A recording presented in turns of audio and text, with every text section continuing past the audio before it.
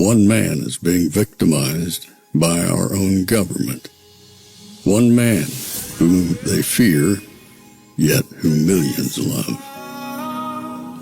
One man who is willing to take the poison arrows of lawfare. One man whose voice has been taken away by a corrupt judge operating in a corrupt system. One man who has been ridiculed and insulted. One man who refused to back down.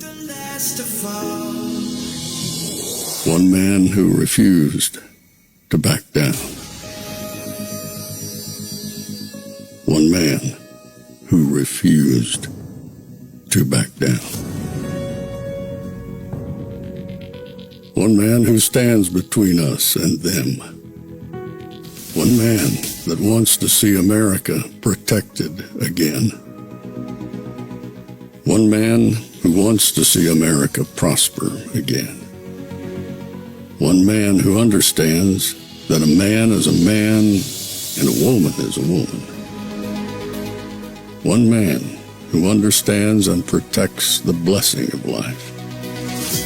One man who wants to restore American exceptionalism. One man who once again wants to make America that shining city on a hill for all to see. A place where all the people of the world glowingly set their eyes upon. America. One man who unashamedly wants to make America great again. That one man is Donald Trump.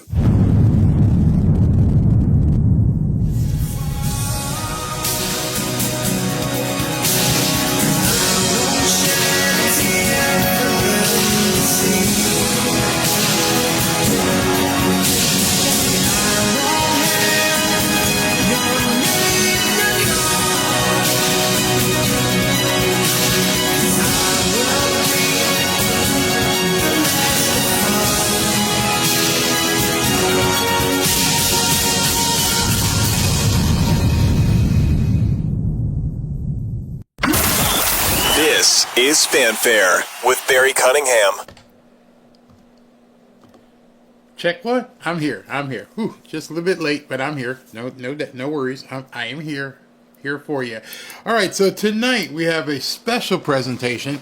We have Donald Trump at what is called the Al Smith Dinner to benefit Catholic Charities for Children in New York City, and he'll be there as a guest of Cardinal Dolan from, I think, St. Patrick's Cathedral, and we're going to have that speech. Now, let me just give you an idea of what this, if you've never seen an Al Smith dinner, not that you probably would have, because they're usually, kind of staunchy, but when you have Donald Trump there, you actually have somebody putting on a show. So the Al Smith dinner is not like a speech. It's not a campaign. You're not going to be there talking about anything specific in terms of running against Kamala or doing anything like that. This is a comedy roast. I mean, I'm sure he'll have some seriousness as he's talking for children and talking for the Catholic Church. But for the most part, it is an all-out roast. So I want you to just sit back and understand this is going to be a lot different than what you're used to. It's not a rally. It's not a speech. It's simply a roast. Now, in 2016, what I'm going to show you, he roasted Hillary Clinton. And she was sitting right there, as you're going to see. And so even though they were in the heat of an election campaign, basically exact same timing, about 19 or 20 days out from the election, as much as they were battling, as much as everything you remember that was going on, they sat down and took the time to benefit the Al Smith Foundation and get money raised for kids. I believe back then they raised $6 million. This year it's up to like $10 million that they've raised. But it was good-hearted. She roasted him. He roasted her. For one day, you wave the white flag, all bets are off. I'm going to come after you in a funny way. You're going to come after me in a funny way. It's all in jest, and let's just have some fun and a nice dinner. That's how it was supposed to be. You see, nobody since 1984, so 40 years, no candidates running for the presidency since 40 years ago have not showed up for this dinner. That's how prestigious this dinner is. For 40 years, every single candidate, not just the president, every single candidate has shown up for this dinner and allowed themselves to be roasted and have roasted the other guy. That ended this year. You see, Kamala Harris decided, yeah, I'm not coming. She thumbed her nose up at one of the most prestigious, well-known, well-regarded charities in the country and said, I ain't coming. So Trump's going to have the stage to himself because she's not even going to be there. I can't imagine what kind of fireworks he's going to let loose with. So what did she do? She sent over a recorded video and told Cardinal Dolan, you can't look at it until it's time to play it. And then you can play it for everybody to see, but you can't look at it in advance, and you can't show it to Donald Trump. At what point does Cardinal Dolan say, you know what, I know I'm a man of the cloth, but screw you. You know what I mean? You didn't have the time to come here. You were too busy. Your schedule had a conflict in it because you got so many things to do. You couldn't come to this charity event with you and your husband, just like Melania and Donald have done in the past, and Bill and Hillary, and every single presidential candidate. For the last 40 years, none of them have missed it. The only person who missed it was in '84 when Walter Mondale didn't go while Reagan was there. And you remember how that election turned out, don't you? If you don't, go back and look at the 1984 election results to see how Walter Mondale smited God and how it worked out for him. So she's not going to be there. She's not showing up. Don't know if she's donating any money. Don't know anything. She just decided she's not going. And here's a video I made, which will probably be pretty short. Even though, I mean, Trump, I'm going to show you his video from 2016, which is funny, and there's kind of boring parts, but he spoke for almost 16 minutes. And he's reading the jokes. I mean, if you guys ever, some of you may be old enough to see Dean Martin roast and how they were. They go up there and they basically roast a person. It's funny, and you make light of everything. You have a good time. You lay down your arms. No battle here tonight. We're just going to have a good time for charity. And the witch didn't show up. She deserves everything she's got coming to her. I cannot believe she decided to just ignore this event where it is completely hands-off. It's not a campaign event. And by all means, you could have taken shots at Donald Trump. It's free game. Go for it. But you didn't want him taking shots at you. See, that's what it is. Your emotions, your feelings are too frail where you were afraid of what Donald Trump would say to you and have people laughing at you, which is what it's supposed to be. Shame on you, Kamala. Shame on you. You're weak. So let me start this off. We'll play a couple minutes and I'll take some comments. And this is Donald Trump roasting Hillary in 2016.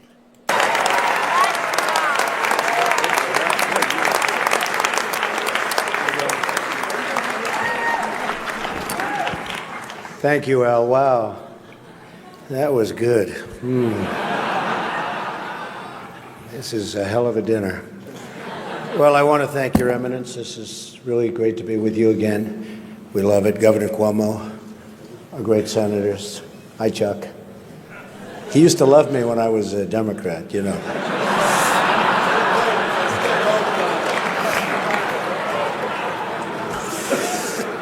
Mayor de Blasio, wherever you are. Where is Mayor de Blasio? Huh? Hello, Mayor. Come on. See, in the old days, I would have known him very well, but I haven't been doing so much of the real estate anymore. And I want to thank Al and Nan Smith. Just a fantastic job you do with the dinner, and congratulations on a record. Over $6 million, right? This is their record. And a special hello to all of you in this room who have known and loved me for many, many years. It's true. The politicians. They've had me to their homes. They've introduced me to their children. I've become their best friends in many instances. They've asked for my endorsement, and they always wanted my money. And even called me really a dear, dear friend. But then, suddenly, decided when I ran for president as a Republican that I've always been a no-good, rotten, disgusting scoundrel. And they totally forgot about me. But that's okay. You know, they say when you do this kind of an event, you always start out with a self-deprecating joke. Some people think this would be tough for me, but the truth is,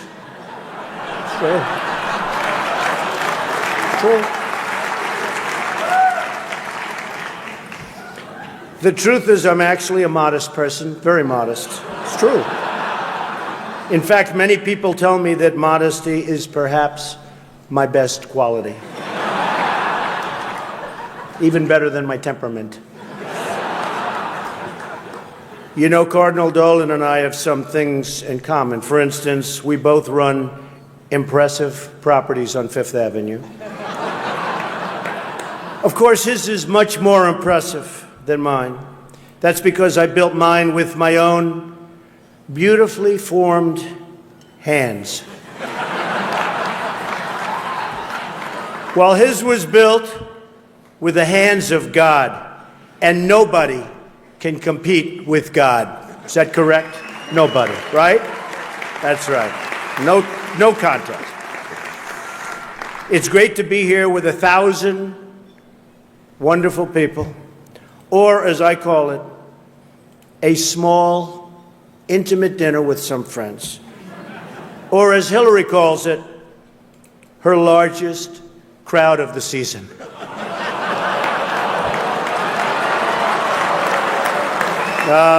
This stuff. This is corny stuff.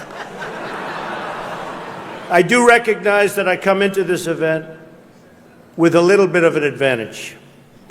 I know that so many of you in the Archdiocese already have a place in your heart for a guy who started out as a carpenter working for his father. I was a carpenter working for my father.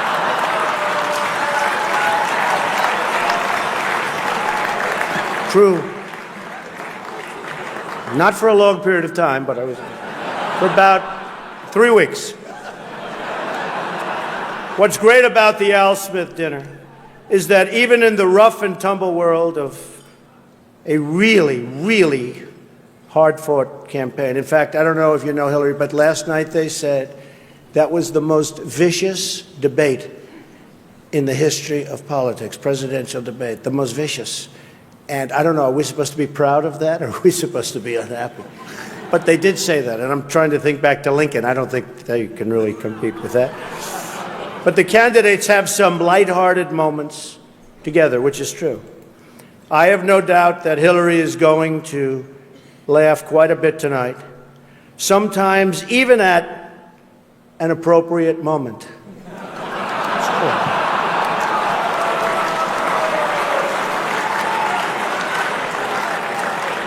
And even tonight, with all of the heated back and forth between my opponent and me at the debate last night, we have proven that we can actually be civil to each other.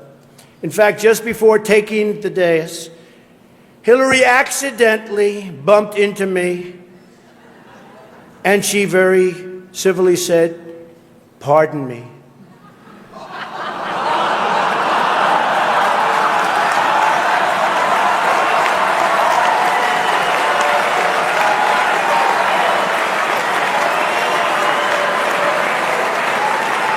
And I very politely replied, "Let me talk to you about that after I get into office."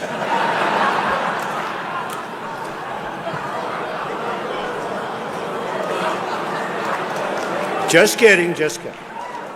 And Hillary was very gracious.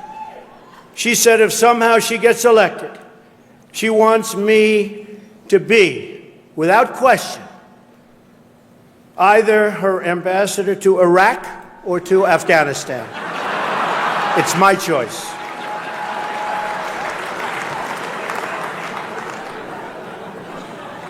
But one of the things I noticed tonight, and I've known Hillary for a long time, is this is the first time ever,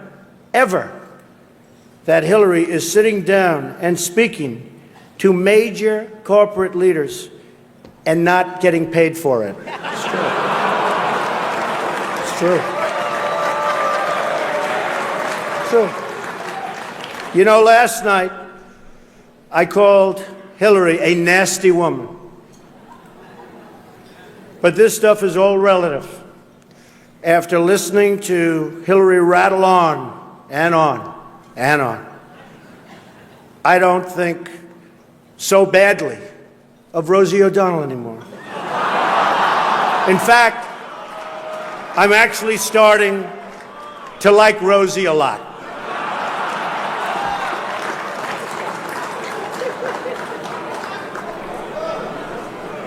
These events give not only the candidates a chance to be with each other in a very social setting, it also allows the candidates the opportunity to meet the other candidates' team. Good team. I know Hillary met my campaign manager, and I got the chance to meet the people who are working so hard to get her elected. There they are. The heads of NBC, CNN, CBS, ABC. There's the New York Times right over there, and the Washington Post. They're working overtime. True. True. As you can hear, I'm going to go right back to it, but you notice a lot of the things he said about Hillary, you could say about Kamala as well tonight. And those of you who are just tuning in, I just wanted to say, because I'm seeing quite a few comments, yes, this is from 2016. Notice the number up in the top right-hand corner. It says 2016. This is when he was running against Hillary, and this was the event that they went to together where he had a chance to roast her. And she roasted him as well. As I mentioned earlier, yeah, Kamala, not so much. She's not showing up. So let's continue. If I can click the button right. There we go. Oh, this one's going to get me in trouble. Not with Hillary. You know, the president told me to stop whining. But I really have to say, the media is even more biased this year than ever before. Ever. You want the proof? Michelle Obama gives a speech, and everyone loves it. It's fantastic. They think she's absolutely great. My wife, Melania, gives the exact same speech. And people get on her case. And I don't get it. I don't know why. And it wasn't her fault. Stand up, Melania. Come on. She took a lot of abuse.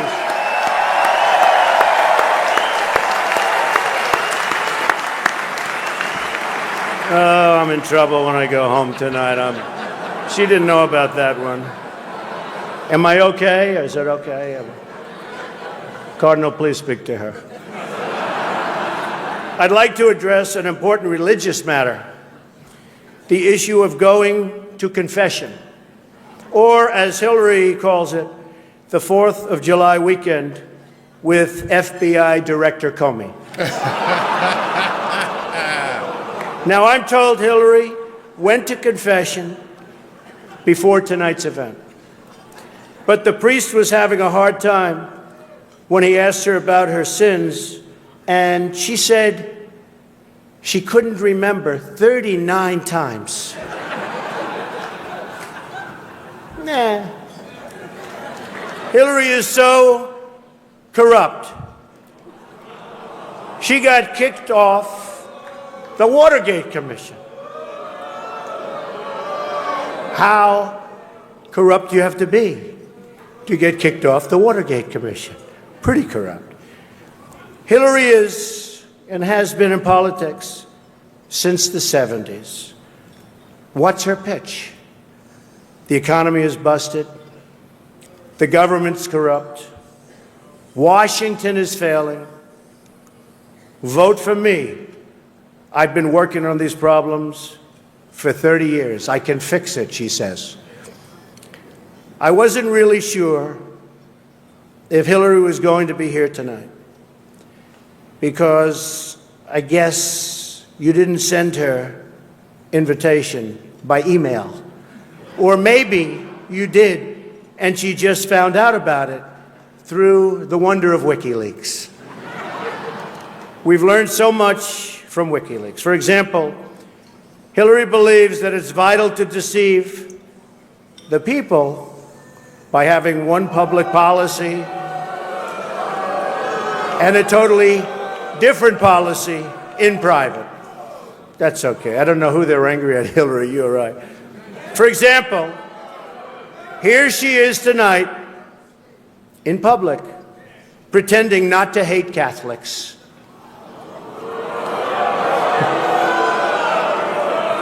Now, if some of you haven't noticed, Hillary isn't laughing as much as the rest of us. That's because she knows the jokes.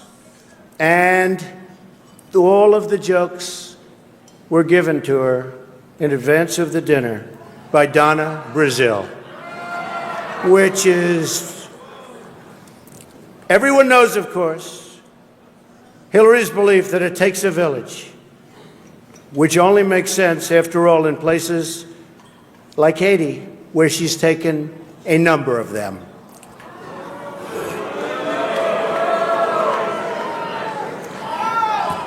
Ouch. Thank you. I don't know, and I don't want this evening without saying something nice about my opponent. Hillary's been in Washington a long time. She knows a lot about how government works. And according to her sworn testimony, Hillary has forgotten more things than most of us will ever know. That I can tell you. We're having some fun here tonight, and that's good. On a personal note, what an amazing honor it is to be with all of you. And I want to congratulate Hillary on getting the nomination, and we're in there fighting, and over the next 19 days, somebody's going to be chosen. We'll see what happens. But I have great memories of coming to this dinner with my father over the years when I was a young man. Great experience for me. This was always a special experience for him and me to be together. One thing we can all agree on is the need to support the great work that comes out of the dinner. Millions of dollars have been raised to support disadvantaged children, and I applaud the many people who have worked to make this wonderful event a critical lifeline for children in need. And that we together broke the all-time record tonight is really something special. More than 6 million net. The Cardinal told me that's net, Donald, remember.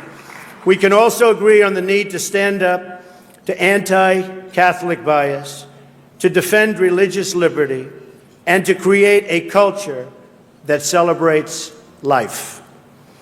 America is in many ways divided.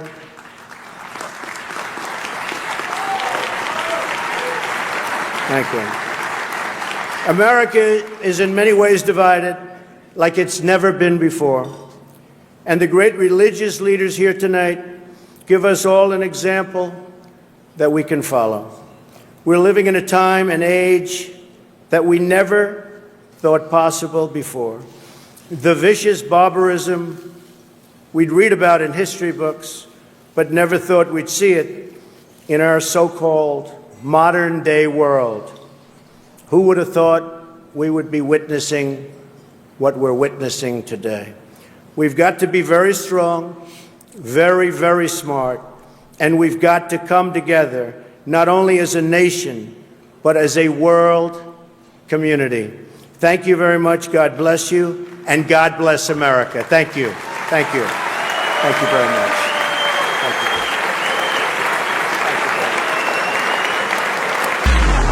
you.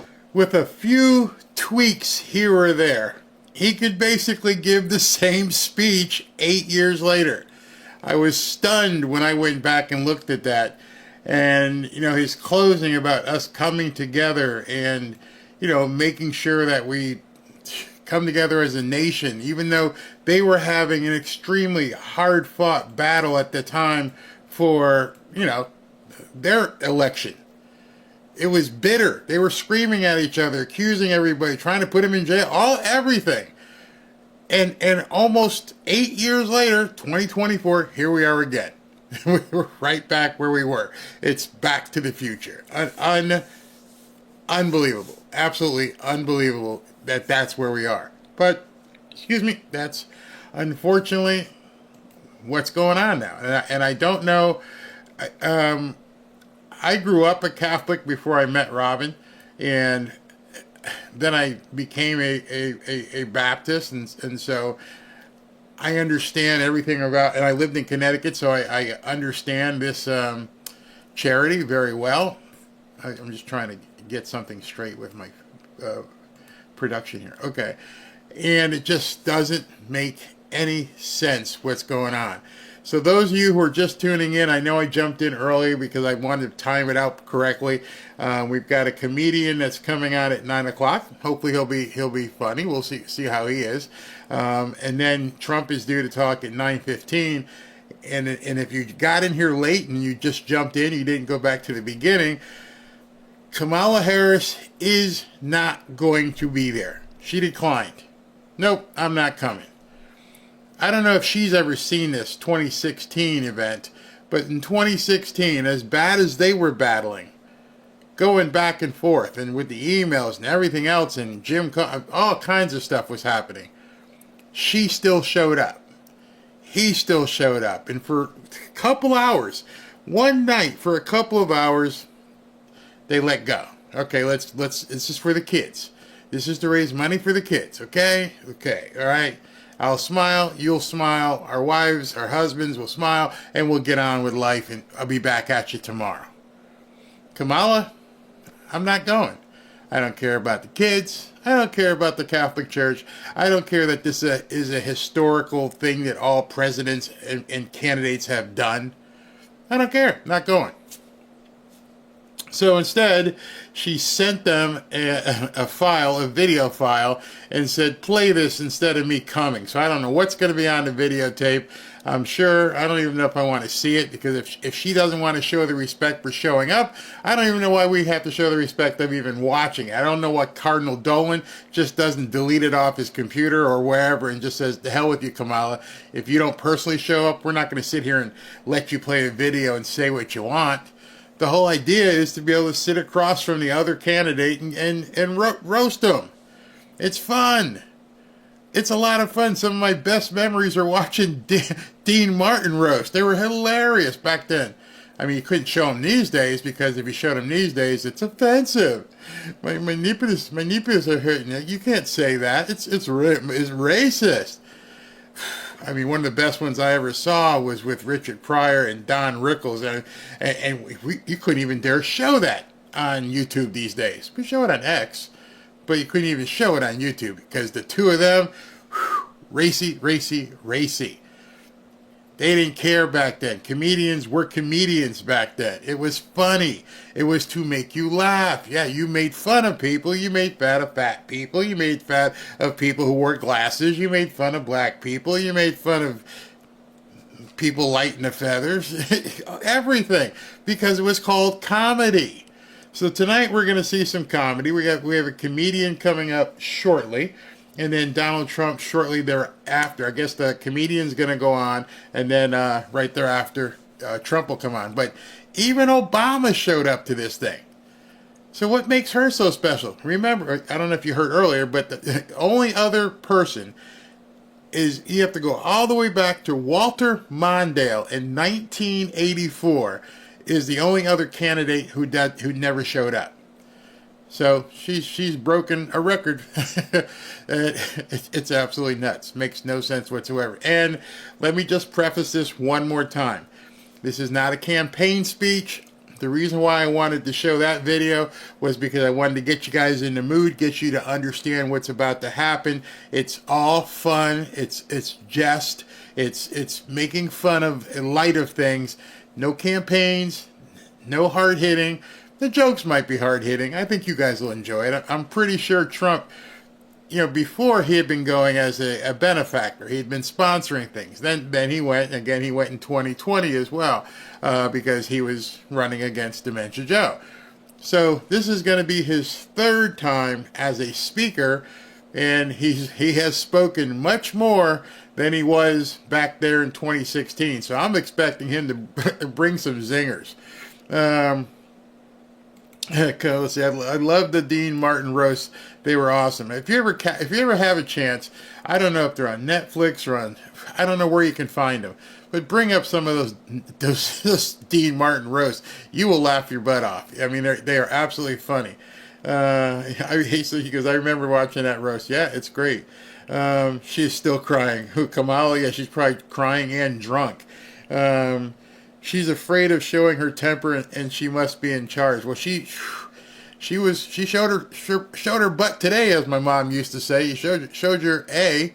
She was screaming at a rally. I mean, talk about looking Hitlerian. She was looking crazy, absolutely crazy. And then Timmy Waltz did the same thing.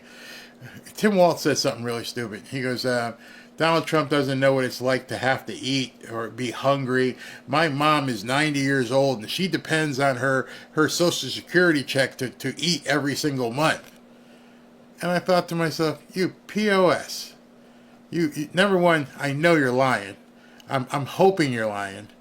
And number two, you're telling me you're the governor of the state of Minnesota, and your mom has to wait for a Social Security check to eat? I hope you were lying, because if you're telling the truth, you're even a bigger POS than we thought you were. You're not taking care of your mom, man? Seriously, bro? Man, that's horrible. Yeah, they're desperate at this point, which I think this is the perfect timing for this. Last night, we saw her just implode, completely implode. And then tonight, it's all going to be laughed, and it's going to be at her expense. She's not going to be there.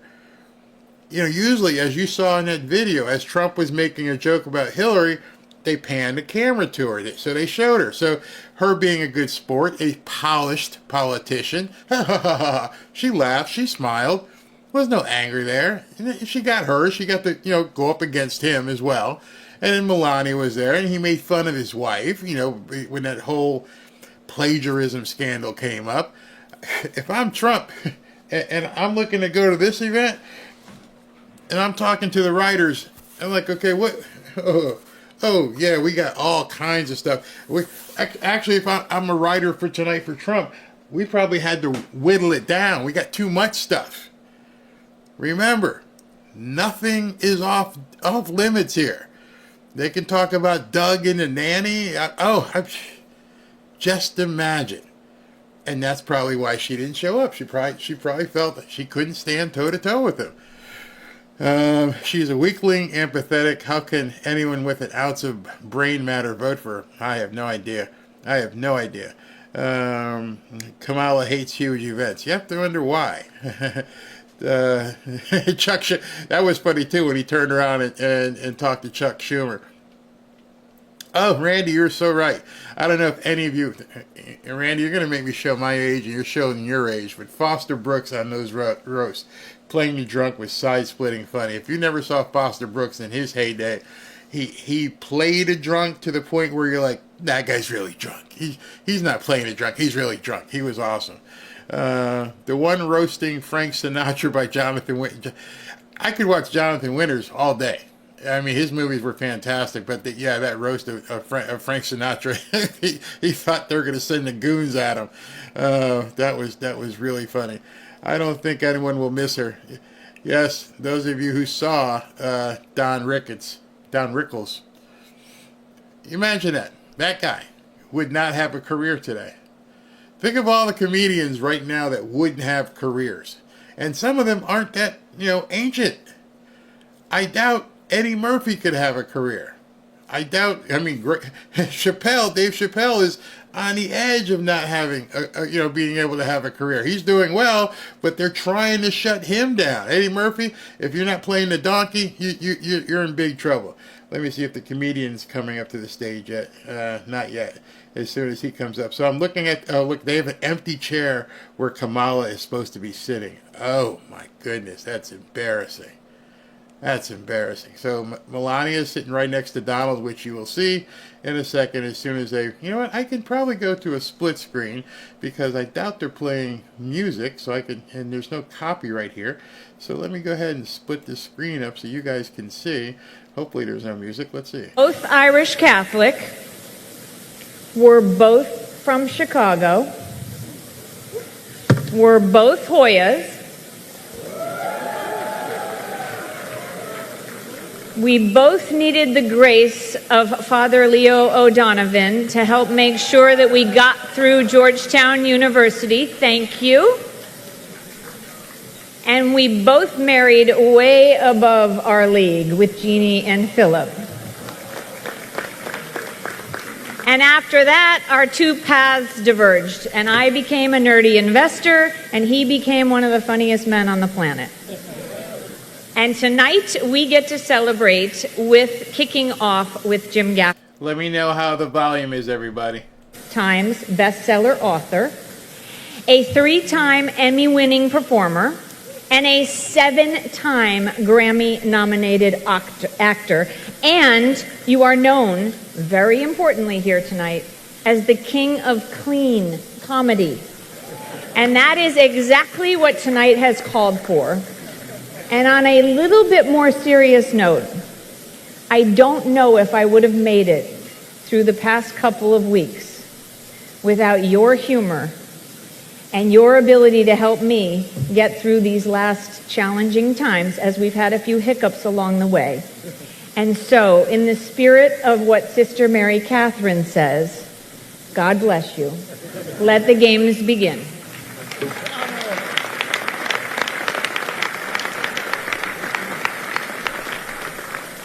Thank you, thank you. Good evening, rich people.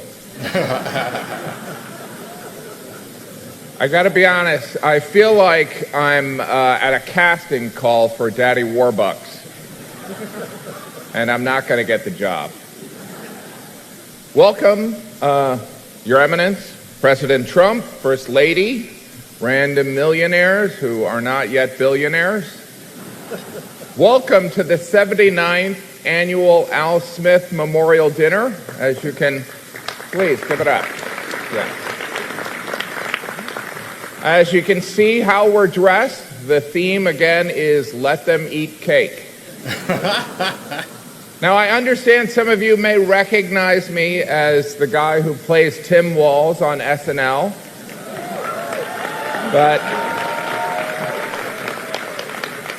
I want you to know that I'm going to be fair and balanced tonight, and I'm going to make jokes about both Donald Trump and J.D. Vance. Now, I'd be remiss if I didn't address the elephant in the room. You know, you're all thinking about it. Let me just cut to the point and point out who's not here. And of course, I'm talking about the middle class. That filthy group of people. Right, Chuck? Do you know what I'm talking about? Can we have a round of applause for Chuck Schumer? Right? See, he does like being near microphones. Now, but seriously, this is a special night, people. This is the one night when Republicans and Democrats who used to be Republican and Republicans who used to be Democrats and independents and whatever Michael Bloomberg is now, we can... There he is. He's up there. I love how the front row doesn't even look at me. You know what I mean? Like, do those seats cost more? How much does it cost to not have to look at Gaffigan? That's my Bloomberg impression. I don't know about you. I think this is exciting. This is very exciting, right?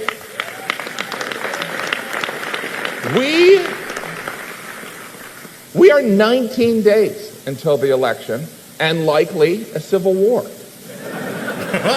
And, you know, I'm nervous. You know what I mean? It's like, this is my first civil war, guys. I don't own a musket. Have we decided who's wearing blue and who's wearing gray? Because I look better in blue because of my eyes, you know? But, of course, let's acknowledge our host for the evening, the Archbishop of New York, Timothy Michael Cardinal Dolan.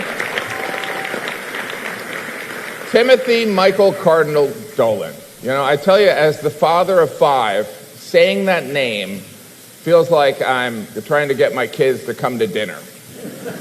Timothy Michael Cardinal dinner.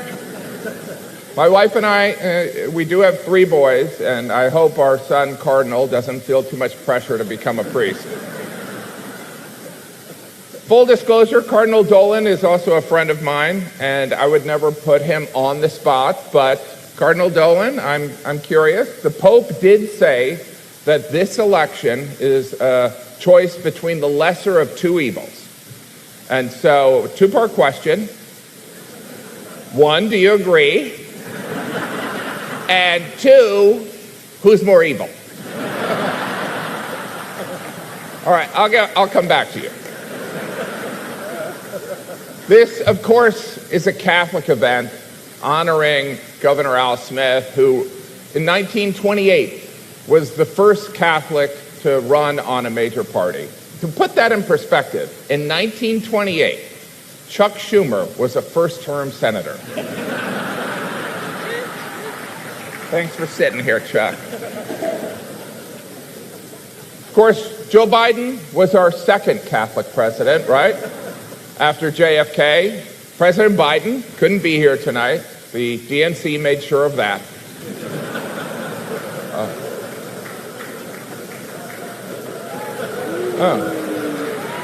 That's... I guess I'm the only one that reads history.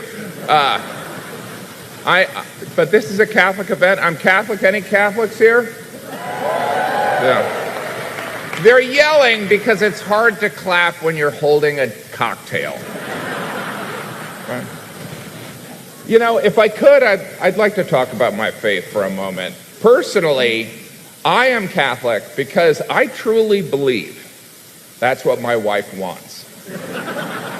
In a way, she is my higher power and definitely a punishing God. Yeah. It's true. I was raised Catholic, but I am Catholic today because of my wife, and she didn't pressure me. She just said, this is what you believe now. And, you know, it wasn't like the Spanish Inquisition. There was an implied convert or die. My beautiful wife, Jeannie, is here with us tonight. She's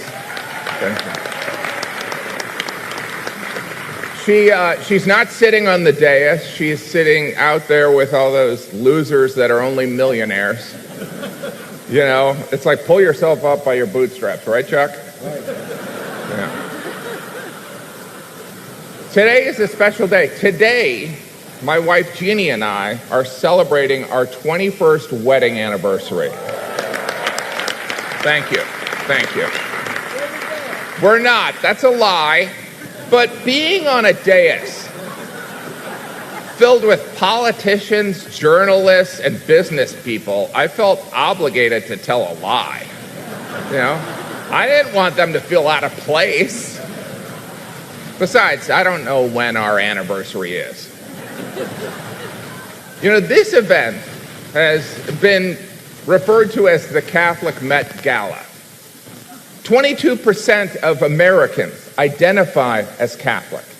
Catholics will be a key demographic in every battleground state. I'm sorry, why is Vice President Harris not here?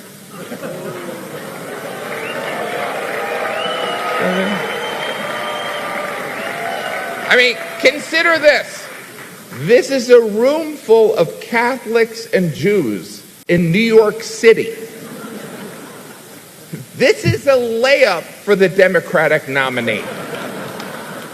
I mean, in her defense, she did find time to appear on The View, Howard Stern, Colbert, and the longtime staple of campaigning, the Call Her Daddy podcast.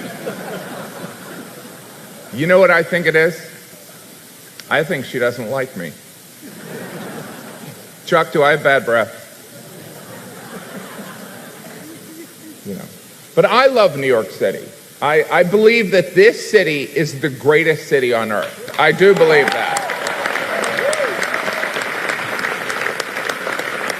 I have lived here for 35 years. I'm raising my children here, which is not for everyone. Sometimes a friend from home will ask, why are you raising your children in New York City? And I always say the same thing, because I don't want them to end up like you. We've raised all 5 of our children in downtown Manhattan, and I can honestly tell you, it was a mistake. I don't know if you remember, but there was a time when you could walk a city block and not smell pot. And don't get me wrong, I love driving an hour and a half to Randall's Island to watch my son play soccer for 20 minutes. Of course, New York City is where Donald Trump was raised, right? And he turned out great.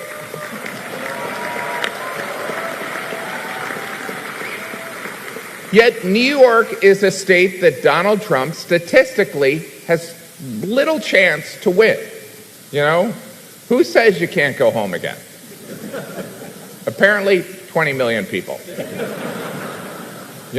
We should not, but let's not let this dais of dignitaries dressed like, background actors on Downton Abbey distract from the significant achievement we've made tonight. I mean this in all sincerity. The money that we've raised tonight is significant and will have a positive impact.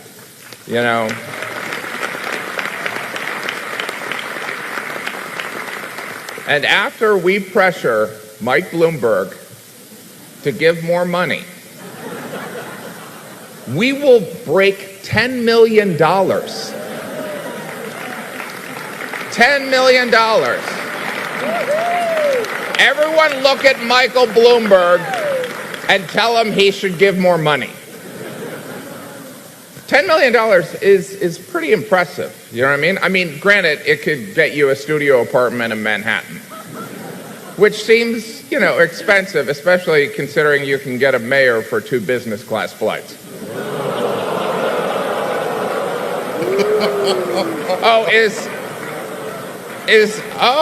Did I break I didn't think we had borders anymore. All right, let's go positive here. Can we have a round of applause for First Lady Melania Trump?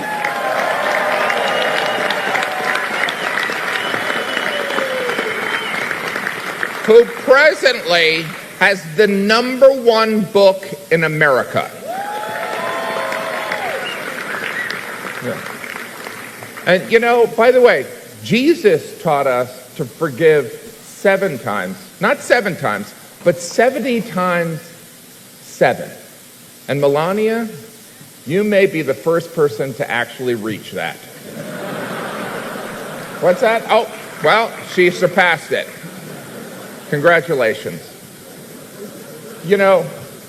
Looking at this impressive dais of attendees up here, I never know how to address you people. Do you prefer, global elite or coastal elite? I know we live in sensitive times, and I don't want to mislabel anyone. I'm personally excited to be up here, and not just because you make me look young and principled. This seating arrangement is weird, right? It looks like the plutocrats are about to play Family Feud. And the survey says, whatever you want. This dais, actually, let's be honest, this entire room is filled with some of the most powerful people in New York City, and Brian Kilmeade. Remember Brian, I told you? Brian and I started doing stand-up together, so we're friends, hopefully. You know, because this room is, I'm glad you guys have a sense of humor about this, because this room is undeniably impressive. It really is. The prestige, the wealth, the allegations. I mean, wow. And don't feel bad if you don't have any allegations yet, okay? Which reminds me, Letitia James is here. She had a great year.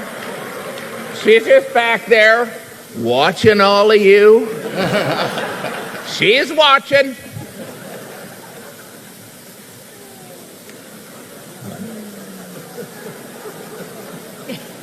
By the way, can I point out that this is a very nimble thing that I'm trying to do, right? Because if I am too critical of Vice President Harris, I will, you know, I will lose friendships and, you know, and mess up my career. And if I am too critical of President Trump, I will lose friendships and improve my career. Do you know what I mean?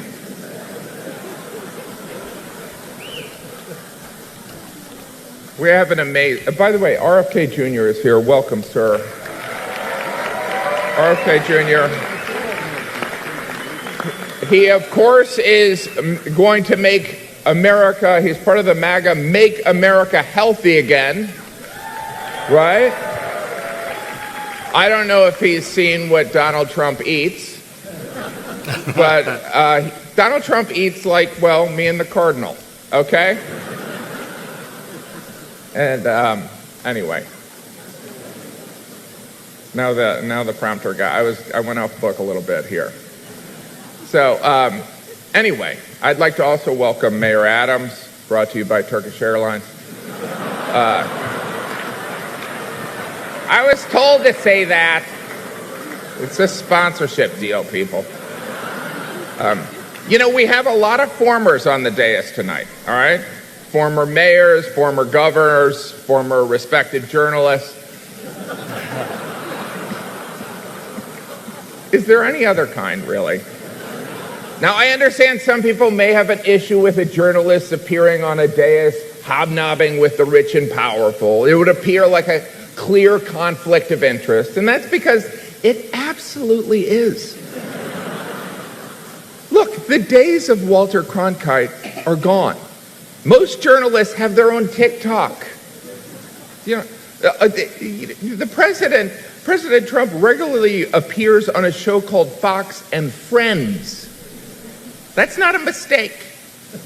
He's their best friend. Former Mayor Bloomberg is here. Mayor Bloomberg, you're going to close that deal on bringing us to 10 million? Can you just... Not an agreement, sir. Okay. Now, by the way, there are rumors that Mayor Bloomberg is planning to run for mayor.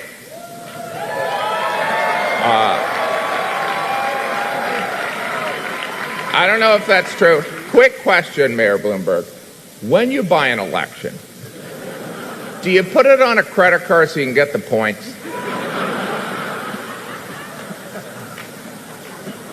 Because that's what I would do. I already did the RFK joke, so. Anyway, you know, well, the one thing that I'm going to say is that I feel like Donald Trump, you know, make America healthy again. I feel like Donald Trump would probably be less loyal to RFK than he would be to KFC. Do you know what I mean? It's like, I think the rank of Colonel Sanders. Some of these I wrote during lunch. Woody Johnson is here tonight, owner of the New York Jets, heir to the Johnson & Johnson pharmaceutical fortune. You know, in divisive times, sir, you are a shining example, okay? If the head of Johnson & Johnson can sign an unvaxxed quarterback, maybe there is hope for this country. All right? Not only is Woody Johnson here, Robert Kraft, owner of the New England Patriots, is here. Welcome. By the way, as we know, they are bitter rivals on the football field. But here tonight, they're here for the same reason.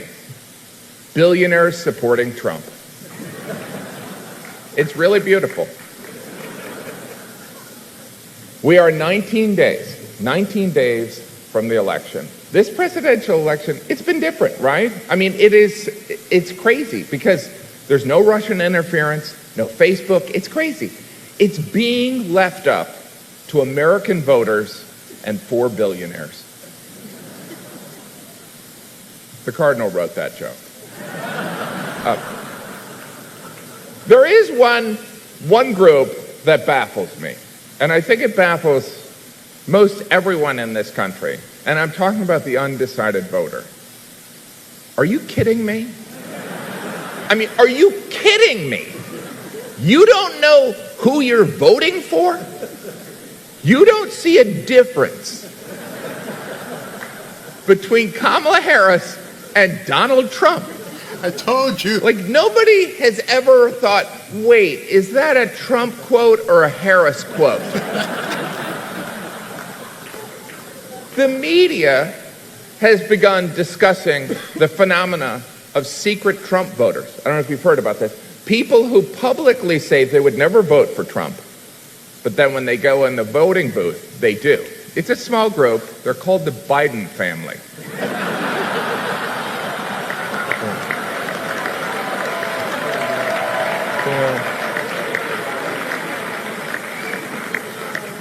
You know, I think we'd all agree that, you know, we live in divided times, and whoever is elected in November, I hope they establish an initiative to heal the divide that exists in this country. And I have a great name for this. It could be called Project 2025.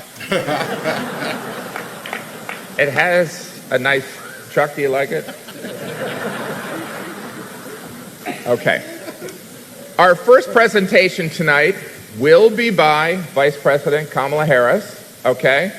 You have to admit, the Democrats have done an amazing job rebranding Vice President Harris, right? The term joyful warrior was used so many times at the Democratic convention, I felt like I was at a yoga retreat. Let's start off in a joyful warrior pose, and then go straight into downward-facing Doug Emhoff. Good. Now laugh uncontrollably. Remember to breathe. Vice President Harris's trajectory has been astounding. In just the course of a couple months, she went from mediocre vice president to everyone's Kamala. This is, of course, a historic race for many reasons, right? If Vice President Harris wins this election, not only would she be the first female president, a black woman would occupy the White House, a former Trump resident. Obviously, you wouldn't be renting to her. I mean, that would never happen anyway. Maybe if Doug did the signing. All right. That one didn't work. You know, this has been an interesting presidential campaign. The Democrats have been telling us Trump's re-election is a threat to democracy. In fact, they were so concerned of this threat, they staged a coup, ousted their democratically elected incumbent, and installed Kamala Harris. Oh, boy. In other words, all her dreams have come true. Really? It really makes you consider the power of prayer, right, Cardinal? Sometimes prayers take 3.5 years and a George Clooney op-ed. Yeah. I don't know who's angry, but I don't care. Anyway, can I point out, so it's I think I should get right to,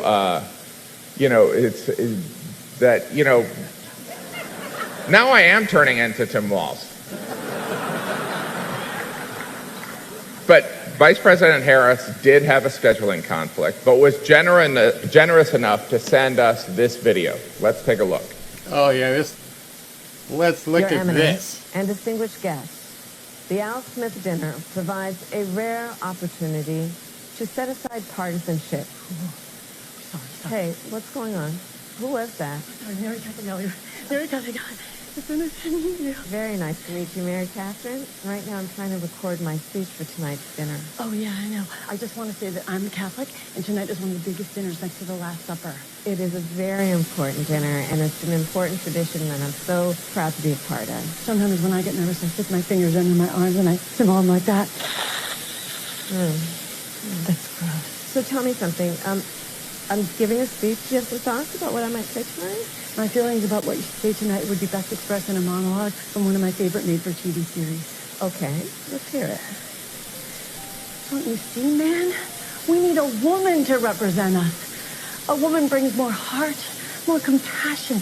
And think how smart she must be to become a top contender in a field dominated by men. It's time for a woman, bro. And with this woman, we can fly. What series was that from? Oh, that's from House of Dragons now streaming on HBO Max. Is there anything that you think that maybe I shouldn't bring up tonight? Well, don't lie. Thou shalt not bear false witness to thy neighbor. Indeed, especially thy neighbor's election results. Just so you know, there will be a fact checker there tonight. Oh, that's great. Who? Jesus. And maybe don't say anything negative about Catholics. I would never do that, no matter where I was. That would be like criticizing Detroit in Detroit. Does it bother you that Trump guy insults you all the time? Because it really bothers my friends and me. Oh, Mary Catherine, it's very important to always remember you should never let anyone tell you who you are. You tell them who you are. Haters gonna hate. Shake it off. Shake it off. Shake it off. Shake it off. Good for you, Mary They're ready. Catherine. Oh, yeah, okay. And also remember one more thing. Don't worry if you make a mistake, because Catholic people are very forgiving. Yeah. And also, one last thing I want to tell you, don't forget to say, superstar! Thank you, Mary Catherine. Thank you, Kamala. Thank you. Your Eminence and distinguished guests, the Al Smith dinner provides a rare opportunity to set aside partisanship and come together to do some good by supporting the tremendous charitable work of the Catholic Church. The Church cares for the sick and feeds the hungry, supports families with housing and education, and in times of disaster provides not only essential supplies, but also, and so importantly, a sense of hope. The Gospel of Luke tells us that faith has the power to shine a light on those living in darkness and to guide our feet in the path of peace. In the spirit of tonight's dinner, let us recommit to reaching across divides to seek understanding and common ground. And in honor of the great Al Smith, let us fight to build a better future with faith in God, our country, and in each other. Thank you. May God bless you, and may God bless the United States of America.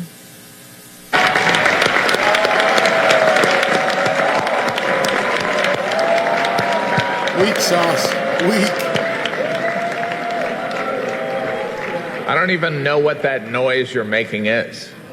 So, I don't know. As I watched that, I couldn't help but think of, now I know how my kids felt when I FaceTimed into a piano recital they were at. Anyway. That only makes sense if you travel a lot. By the way, now it's time for the main event, okay? Let's get ready to rumble. This is also the only part of the show that you will see on Fox News. Shortly, I will introduce President Trump, who will likely talk about how Vice President Harris's absence proves that she hates Catholics, Americans, and babies. Then CNN and MSNBC will say President Trump went too far, and Elon Musk and Fox News will say he was pitch perfect. You know, during the first and only debate, President Trump talked about migrants taking cats and eating them. You know, if you're keeping track at home, this is the second time grabbing a kitty has been part of a campaign issue.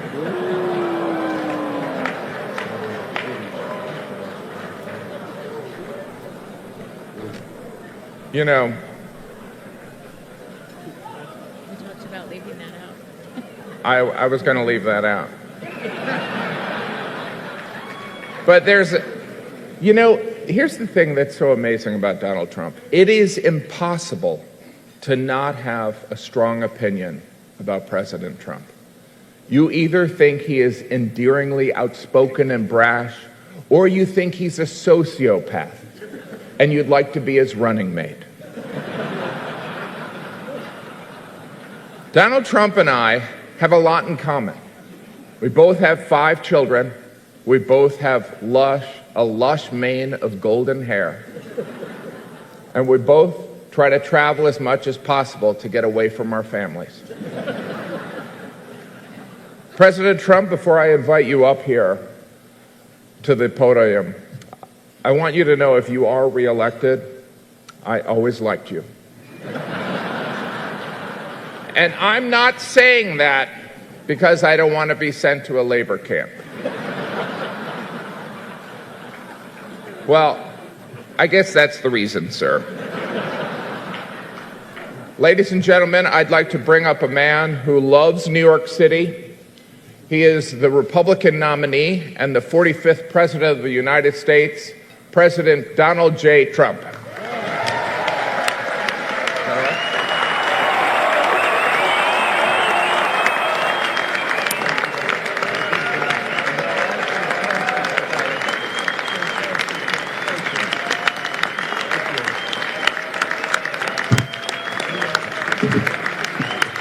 Thank you, everybody.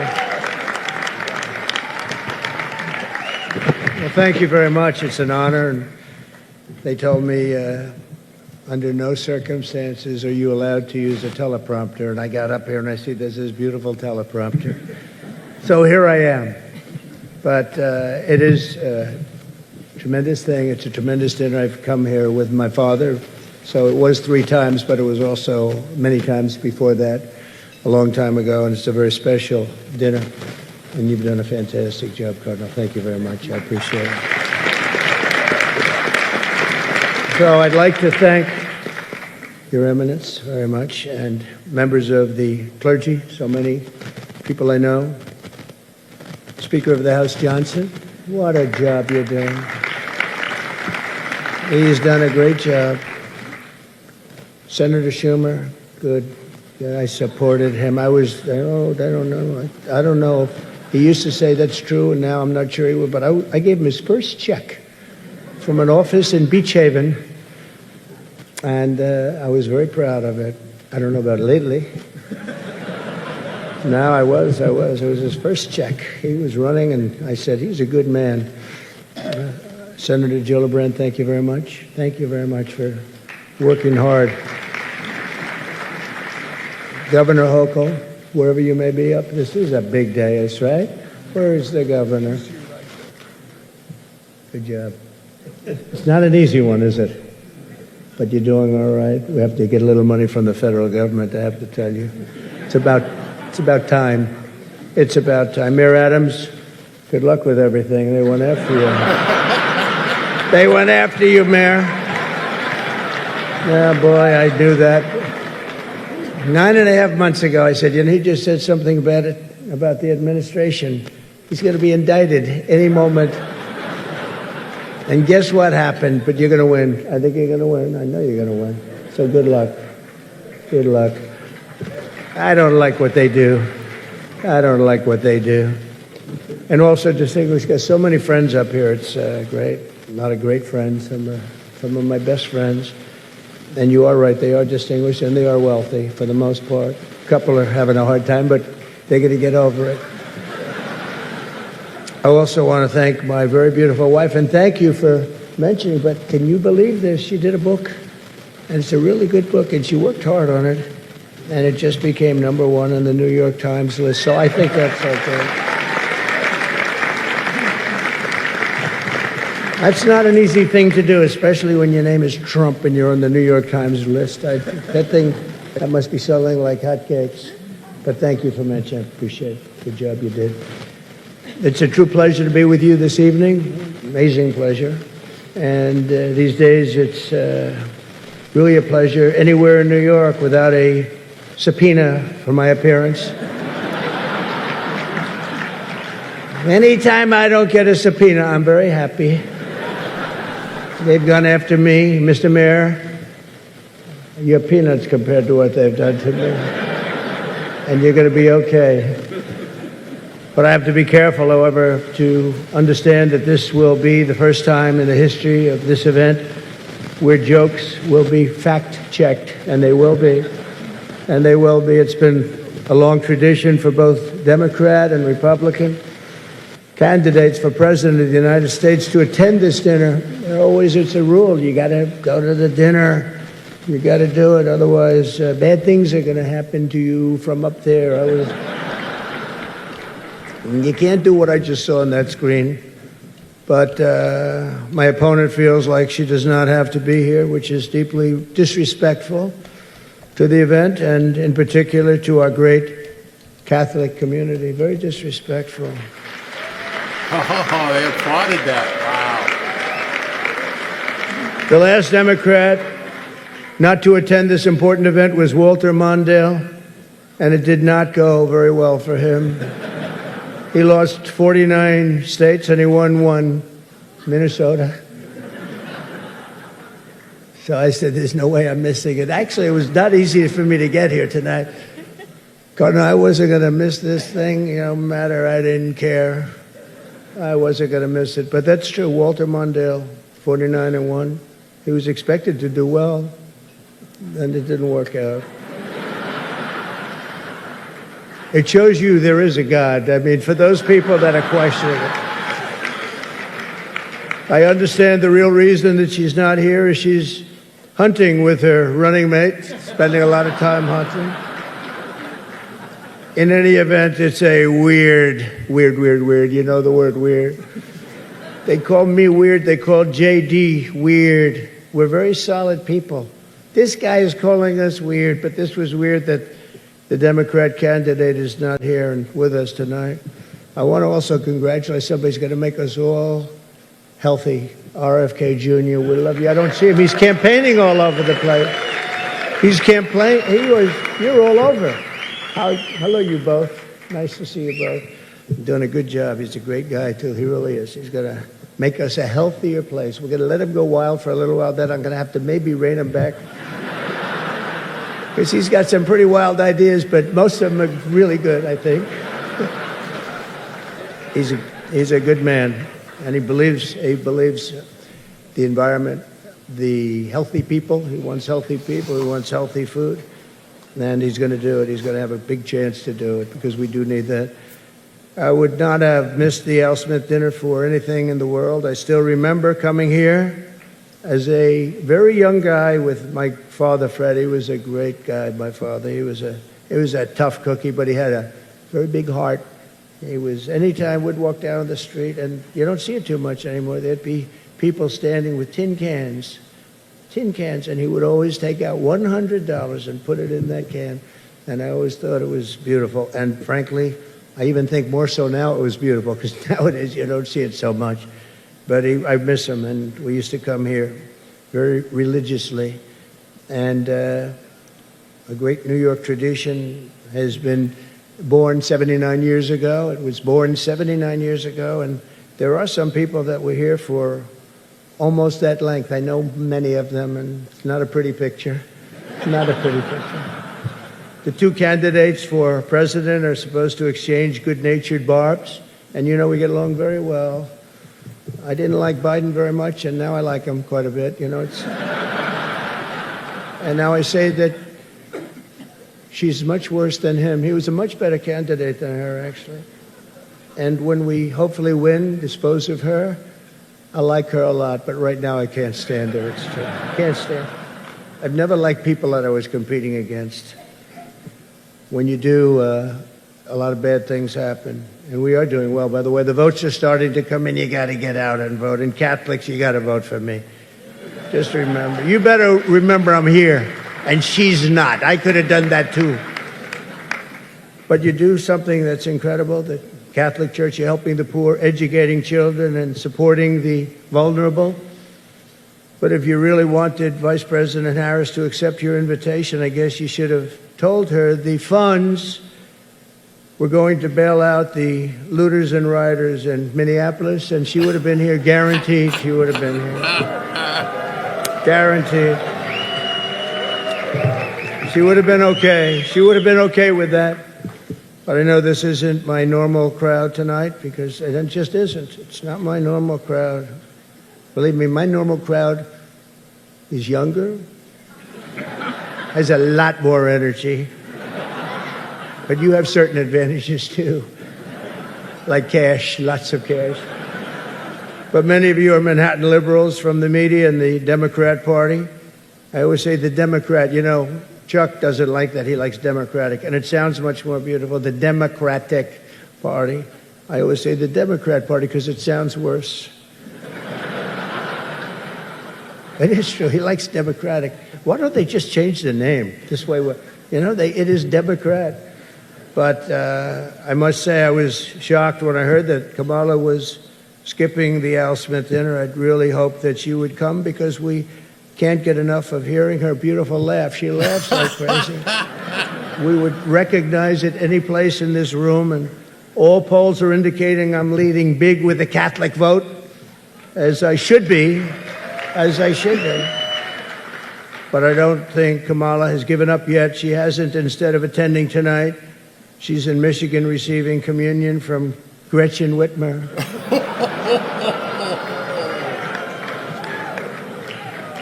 That's not a pretty sight. But Catholics, please don't be too insulted by Kamala's absence. If the Democrats, thank you very much, I appreciate it. If Democrats really wanted to have someone not be with us this evening, they would have just sent Joe Biden. He's having second thoughts, you know that, right? He wants to come back. If she does any worse in the polls, they're going to bring him back again, I think. Chuck, he's going to do it. He's the one that got him out. That's the guy. Much more so than Crazy Nancy, I will tell you. Because I know him. He did it. Joe has almost disappeared from view. The only way he could be seen less is if he had a show on CNN. They had nothing. They've got nothing. Fake news, right? Fake. That term wasn't good. They say that term is no longer in vogue because it's much worse than fake. I don't want to tell you what the real name is. I won't do it, because all those cameras would shut off immediately. They don't like that. But apparently Joe didn't think it was fair for me to have the podium to myself with Kamala skipping the event. So he called, looked at me, and said, "Don't." Does anybody understand that? Yeah. I thought it was actually very good until just now. It was announced this morning that at a funeral yesterday, in a rare moment of clarity, Joe told Barack Hussein Obama that, quote, only a few people got that. Or as Rush Limbaugh used to say, Barack Hussein Obama. Remember, bro? He was a piece of work. We miss him. But as he told Barack Hussein Obama, quote, "She's not as strong as me. She's not as strong. Do you understand that?"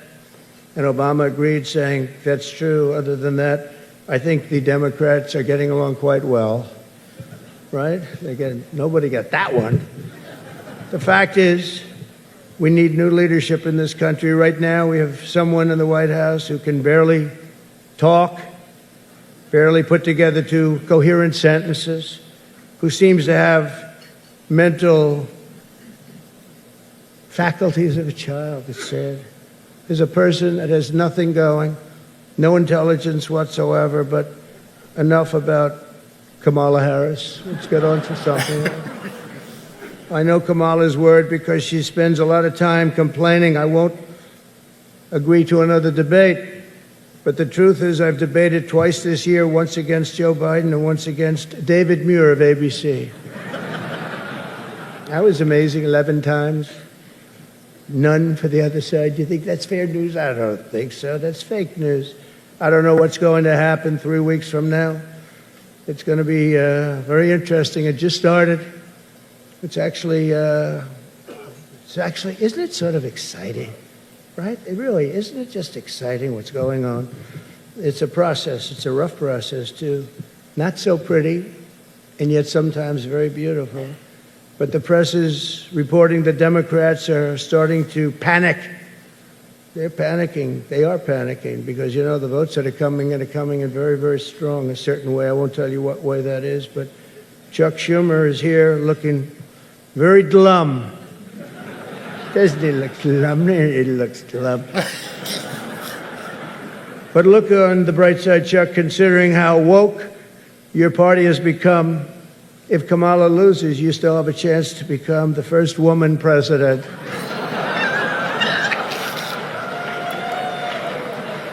And I actually said, do you mind if I do that? And he said, no, you got to do what you got to do. He's a pro. He's a professional. No, he's a good man, actually. I hate to say it. Don't ever use it against me, please. I'll say this dinner was really setting me back when I say that. But I've known him a long time. There's a group called White Dudes for Harris. Have you seen this? White Dudes for Harris. Anybody know? Are some of you here? White Dudes for Harris? Doesn't sound like it. But I'm not worried about them at all because their wives and their wives' lovers are all voting for me.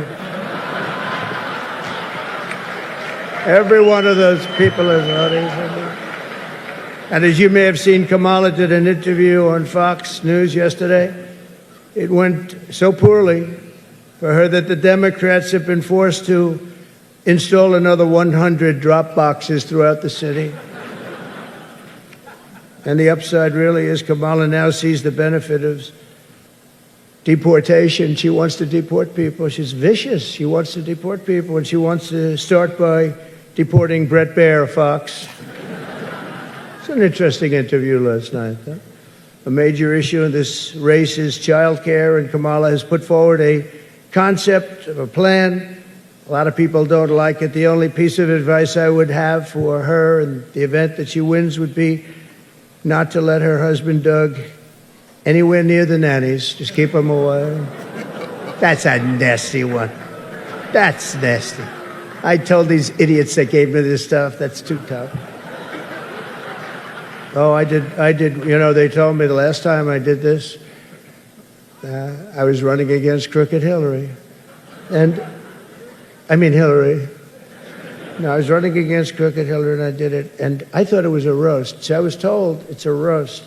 And I had the meanest guy you've ever seen write stuff up. And man, was the room angry. Even the cardinal remembers. I went overboard. Don't you agree, Cardinal? It was like terrible. And I knew I was in trouble around midway through because, you know, people had not, even my own side was angry at me. They were saying, it's too much. But I did it anyway. I didn't give it in. Campaigning can take a toll on a family and family life, although I hear that Kamala and her husband carve out some really beautiful alone time at the end of the day for an intimate dinner, just Doug, her, and the teleprompter that she uses quite well. And by the way, she wouldn't have liked this tonight if she was told about no teleprompter. I can't believe I saw a teleprompter. They said they've never had a teleprompter in the history of this dinner. I told that to the cardinal, right? And then a teleprompter pops up for, he must be a very important comedian to get that. They give you one, but not me. How about that one, huh? Come here. Yeah, and you did a good job. Tradition holds that I'm supposed to tell a few self-deprecating jokes this evening. So here it goes.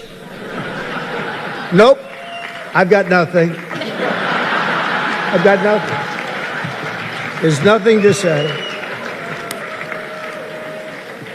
I guess I just don't see the point of taking shots at myself when other people have been shooting at me for a hell of a long time, and they shoot hard. You know, they say about presidents, they say that Andrew Jackson was the president that was the most meanly treated. His wife died. She died of heartache.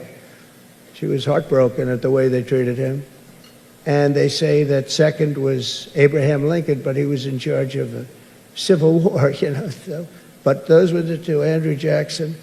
Up until me, now they say it's not even close. There's never been a president that's been treated so badly as me, and our people aren't happy about it. But I was treated a little bit rough. But I don't mind it somehow, and I think it's just part of the game. I'd like to thank our MC this evening, Jim Gaffigan. Most recently, Jim has been playing Tim Waltz on Saturday Night Live. And that'll be a very short gig, I hope, Jim. But it was fun while it lasted, wasn't it? Let's see how that lasts. It better be quick. We don't want him, and I'm not going to say anymore. But unfortunately, Governor Waltz isn't here himself, but don't worry, he'll say that he was. He's going to say he was. I used to think the Democrats were crazy for saying that men have periods, but then I met Tim Waltz. The stupid show, The View, is so bad now that the other day I was watching it and thinking to myself, you know what? They really need to bring Rosie O'Donnell back. That show is bad. Those people are bad. I know every one of them, and they are bad news, I want to tell you. And it doesn't do very well either. I always like to say, you know, ratings are very important. When they don't do well, it doesn't do very well.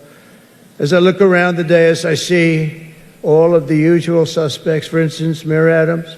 I'd like to poke some fun at Eric, but I'm going to be nice. I just want to be nice because I know what it's like to be persecuted by the DOJ for speaking out against open borders. We were persecuted, Eric. I was persecuted, and so are you, Eric. The mayor's dietary restrictions are well known, but I've got to say I've never met a person who's a vegan who liked turkey so much. There's something about him with turkey. I just found that out today. You know, I haven't been in New York that much. Don't let it, but you're going to win, Eric. We have another former New York City mayor with us, frankly, easily the worst in our history. And it's not Michael, that I can tell you. I'm surprised that Bill de Blasio was actually able to make it tonight, to be honest. He was a terrible mayor. I don't give a shit if this is comedy or not. He was a terrible mayor. He did a horrible job.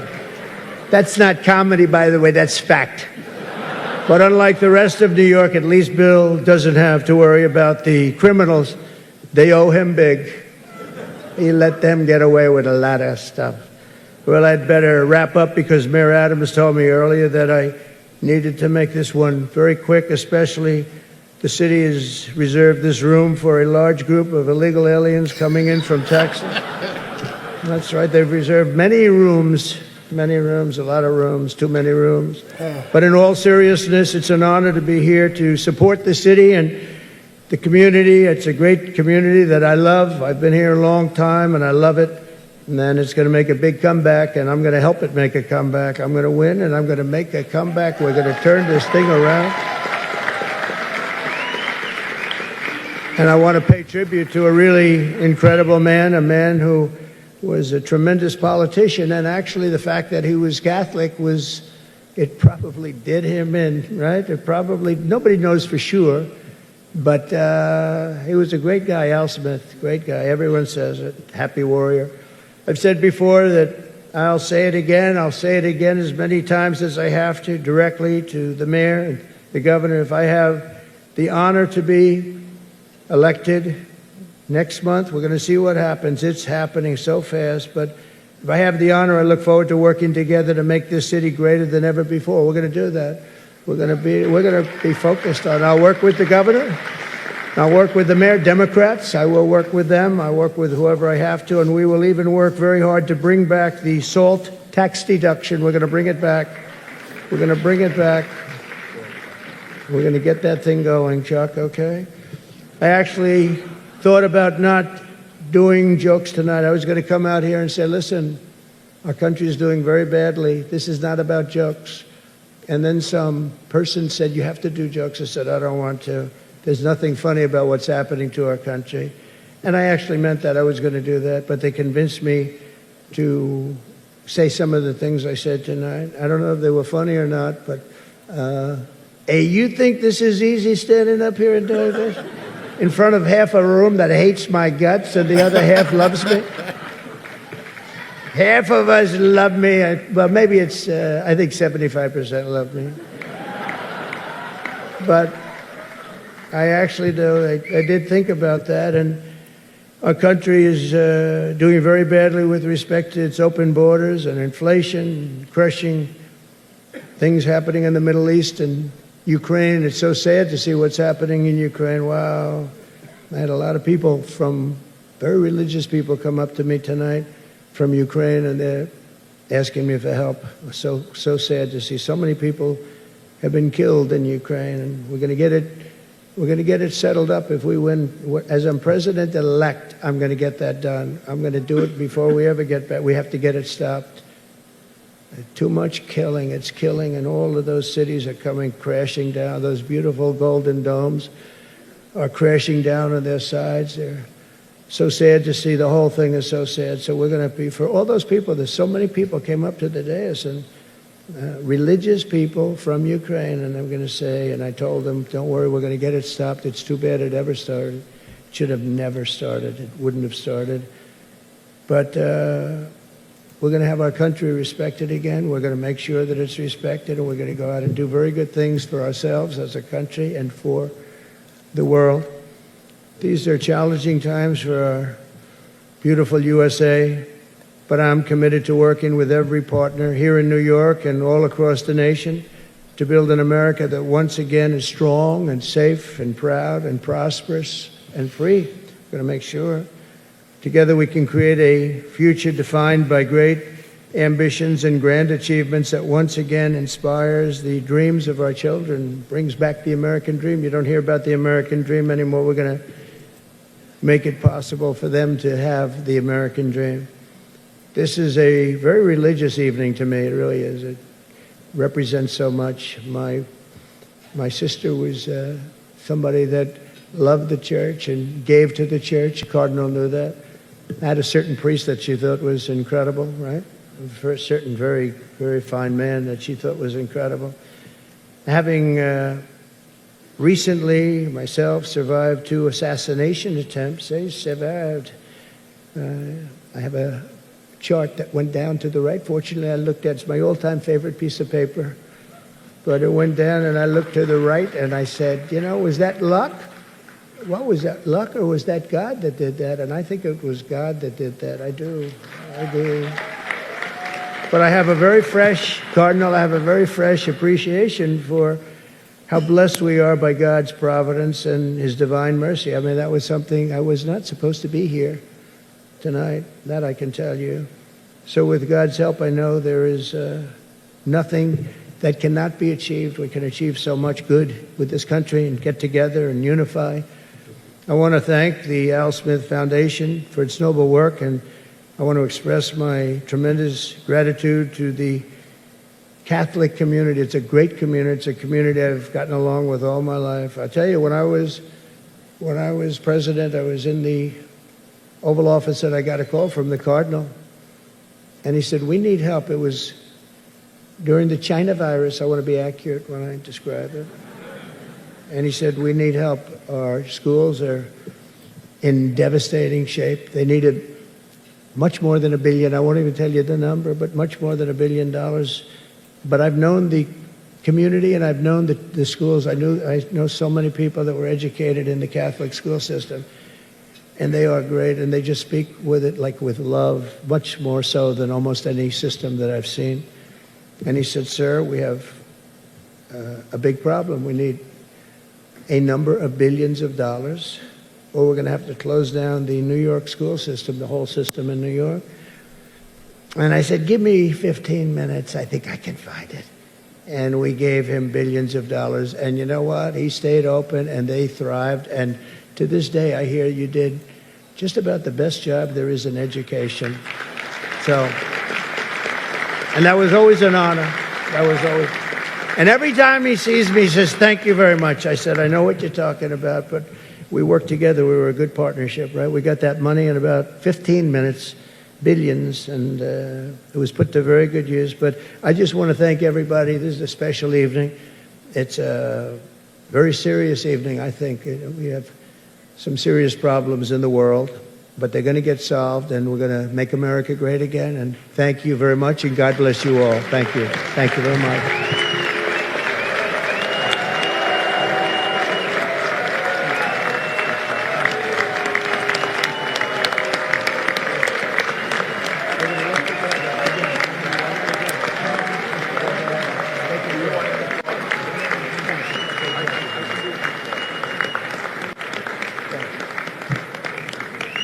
Thank you, President Trump. This concludes our first half of the program. It is my honor. I would like to invite Cardinal Dolan back to the stage for some closing thoughts. Please welcome back the Cardinal. If you don't mind, I want to hear the Cardinal take us out. Mr. President, thank you. Thank you very much. Thanks most of all for bringing your wife. You're sure welcome here, Mrs. Trump. Thanks for coming.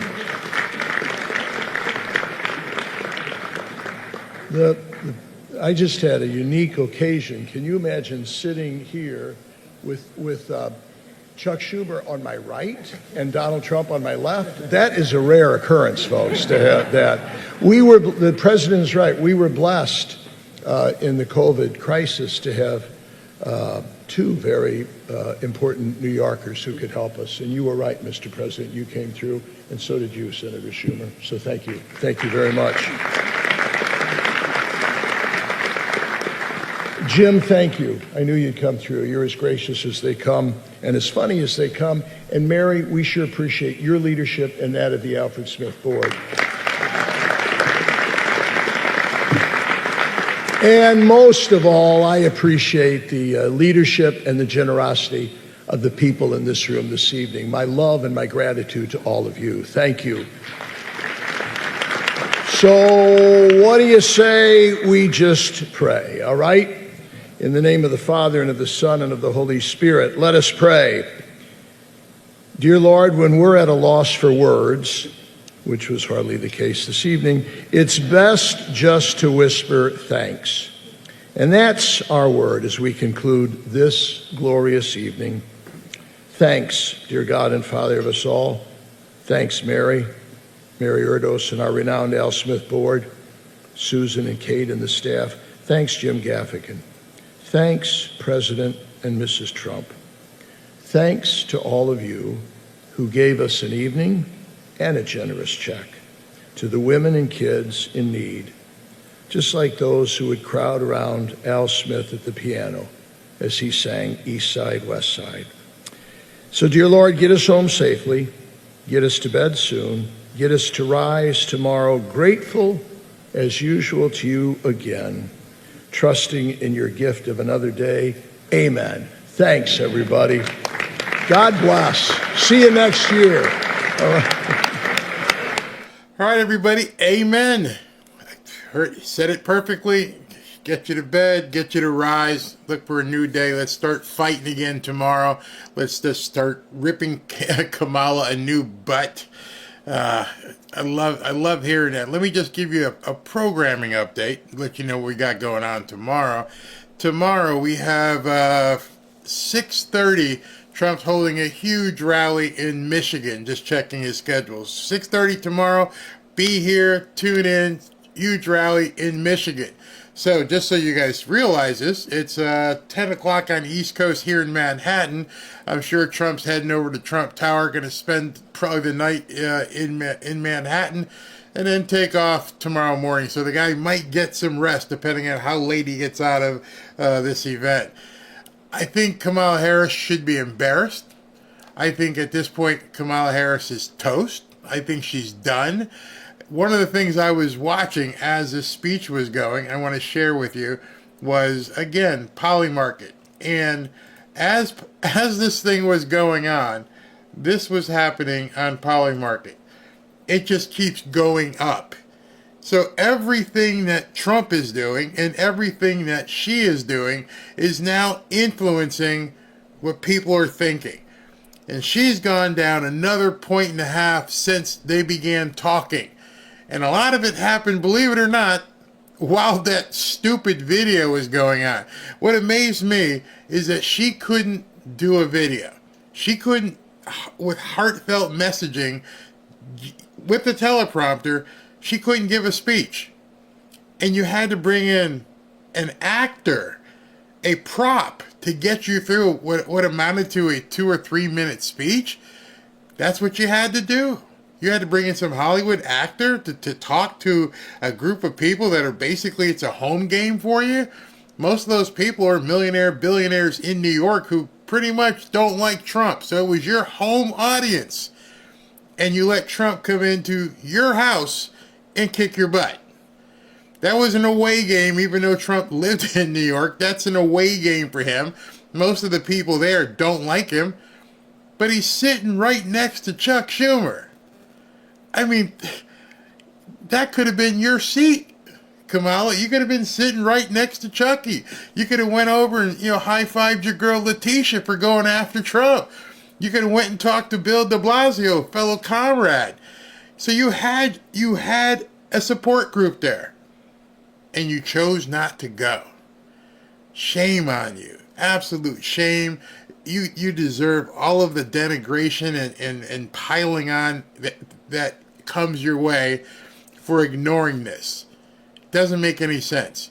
If de Blasio was there and Schumer was there, and obviously there were some millionaires and billionaires who weren't happy with Trump and are looking the other way and not clapping, and you chose just not to go, but you want checks from these people?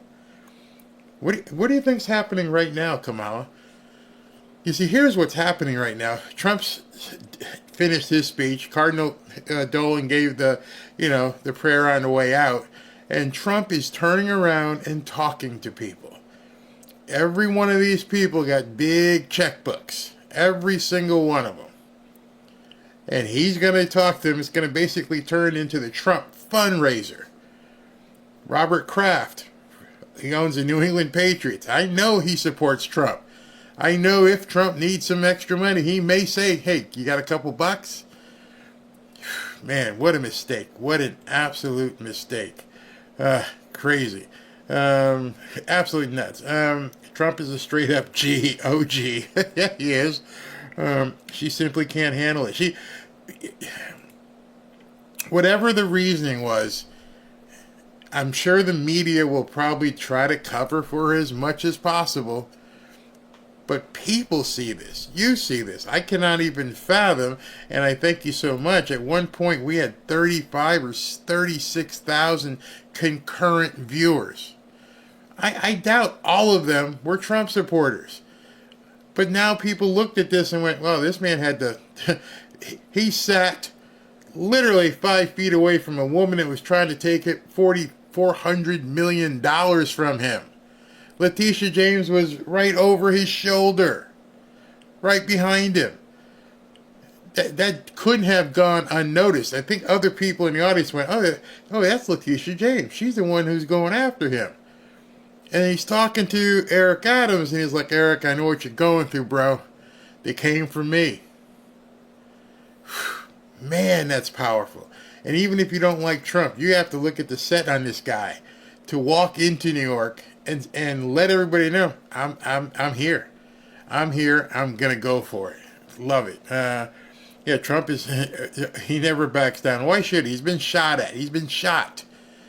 At this point, he's like, I'm good. I'm good. I'm gonna close this thing out in 2 weeks. I'm gonna win it. I'm gonna win it. What was her scheduling conflict? I don't know. Somebody, I clicked at it, but it must be I missed it. I don't know what her scheduling conflict was. She did a speech earlier, but she's got a plane. It's New York. There's 2 major airports right there. She could have made it. There's no excuse. She didn't want to. She didn't want to face Trump. You remember the debate? She couldn't wait to get off the stage. And to look that man in the face while he was saying something to her. And plus, she knew she couldn't deliver it. She could, even though Trump was reading cards or notes, because it's not a normal speech. But he ad-libbed a couple of times. Oh, by the way, I love the one about the white dudes for Harris's boyfriends. The white dudes for Harris's wife's boyfriend. Ooh, oh man, that's a good one. It's going to offend a whole bunch of them, though. But yeah, he went there. But she wouldn't have been able even to read off the cards. She couldn't have done the cadence. She couldn't have made it work. She could not have stuck the landing. Great. 3 major airports. Yeah, you're right. Because you got Newark right there. So you got Newark, JFK, and LaGuardia. She could have been there. This was her chance. Barry Trump did not cuss. Did Trump cuss? Nope. He said. I think he said the word shit one time, and that was about it. What else we got here? It was scheduled a year in advance. That's true. It was scheduled a year in advance. There's no such thing as a schedule conflict. I think it goes deeper. Oh, things are moving so fast. That's another thing. Kamala's against the church. She wouldn't be. I almost felt bad and wanted, the people in the room where she was doing her speech, when she was talking about the Catholics and quoting the Bible that she probably hasn't read. It was on a screen. Meanwhile, probably a couple hours ago, she was, waving the flag of baby removal. Are you serious? Are you really quoting the Bible when every single person knows your stance on baby removal? Wow, that's blasphemous, man. Come on, girl. That's some serious blasphemous stuff right there. Actually crazy. No conflict, but what do you expect in a vacuum? Man, for her to quote, oh yeah, Teterboro, that's another airport. You're right. There's 4 airports right there. For her, Molly, big mistake. Yeah. How could you have quoted that? Unbelievable. All right, everybody. So let me look at some super chats, but thank you all for tuning in on yet a second stream of the day. And like I said, guys, ladies, sometimes the stream quality isn't the best. Like there's no way to guarantee how it's coming through and what they're doing. So everybody's going to do their best. Everyone's going to try and bring you the best presentation as possible. Of course, I want to as well. So I don't want you to feel like I'm just giving you some sort of second-rate thing. But sometimes, it is what it is. All right, so let's go ahead and read off these super chats and get you guys out of here. Those of you that want to stay, stay, and the rest of you, thank you. Tune in tomorrow at 6:30. Vic Robinson, thank you. The best roast. Everyone there wants him out of the way. Yeah. Was Letitia James in the back row? Yep. Hey, Thomas, she was in the back row. Cheryl Clem, I was waiting for Foster Brooks to come out in the roast looking to have a beer with Kamala. That would have been cool. Sharon Richardson, wish I could do more, but don't ever apologize. But by the way, wouldn't it have been cool if Greg Gutfeld was the host? That would have, I understand the comedians have to keep it clean, but still. Pao Zhao, you need to watch the newsroom. Made in 2012. A young college girl asked a 3-person panel why America's great. Yep. Isn't that with the guy who was in Dumb and Dumber, I believe?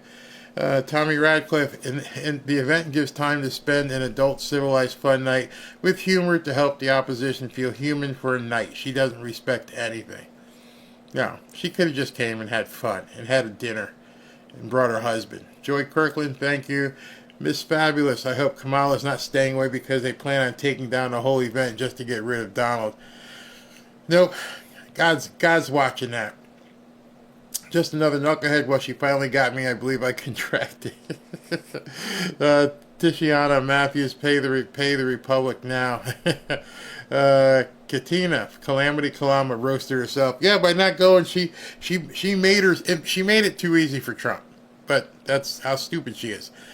Stephen Trump Colwell, strength through joy is it's one of those slogans from the guy named Adolf. Thank you, Barry Trump fans 2024. Thank you, Charlene. Davey, notice where they seated Trump out the camera shot. Trump was third down. Hillary was second, along she was at camera all the time. Back in 2016, he's referring. KCT, do us proud, Donnie. He did. Devin Nipper, thank you. Lissa Miller, be a president is no joke. Stay strong, Trump. Miss Lorenex, thank you. Justin Hamsa, Texas for Trump. Absolutely. Jeremiah Kerr, Trump should have mentioned the money situation in the Catholic schools that downgrades the speech, especially because he left it for the end. He should not have mentioned the money situation. I don't think it downgrades the speech. I think he said because it's something that was needed. We're a patriot. Thumbs up if registered to vote and voting early. DVM Uncharted. If everyone opened their eyes tomorrow and asked how can I help and do so helping, in a week or two we will be living in paradise. Great comment. Great comment. Kyle Frost. Were they booing Trump at the end? No, I don't think so. I think there was a couple detractors there. James Wilson, don't forget he was at the barbershop earlier. What a hustling dude. Yeah, that's right. He went to a barbershop in the Bronx. I'll have that on a video tomorrow. Letitia K. Thomas, Letitia James in back row in 2016, same seat. Yeah, it must be where she pays for it. I think I just talked to DVM Uncharted, and this is James Wilson. Don't forget at the barbershop. What a hustling dude. Yes. All right, everybody. Have a great night. Thanks for tuning in. Don't forget, tomorrow night, 6:30. I may do a show earlier in the day, like 4 o'clock, depending on what's breaking in news-wise. I thank you all for tuning in. It was fantastic. I enjoyed it. And it was a bit of fresh air, something different. We didn't have to, sit through a rally or anything. We actually were able to laugh. I laughed. I hope you laughed. Talk to you guys tomorrow. Thank you.